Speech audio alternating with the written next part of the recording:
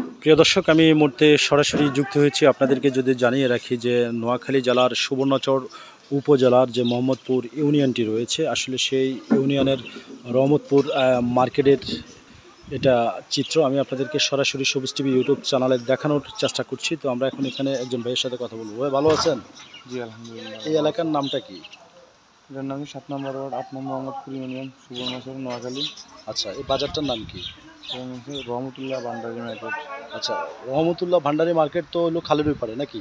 ওই পারে হচ্ছে ভান্ডারি মার্কেট, আর এই সাইডে হচ্ছে রহমতুল্লাহ মার্কেট। হ্যাঁ। আচ্ছা আচ্ছা, তো এই ভাগটা কেন হয়েছে? এটা তো যার রহমতুল্লাহ মাঝি ওর নামে জায়গাটা।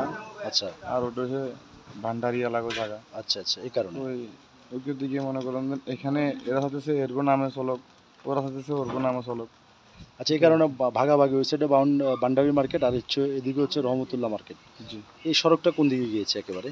এটা সলিমান বাজার পর্যন্ত গেছে। সোলোমন বাজার পর্যন্ত। এই অঞ্চলের মানুষ বেশিরভাগ তো কৃষিকাজের সাথে যুক্ত নাকি? শাকসবজি বা বিভিন্ন ধান তো তেমন একটা হয় না এই অঞ্চলে। হয় ধানের ফসল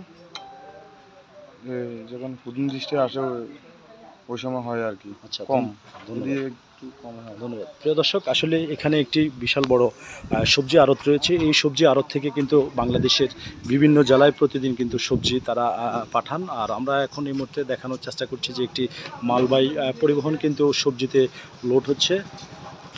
এই গাড়িটা কোথায় যাবে ভাই? ঢাকা। ঢাকা।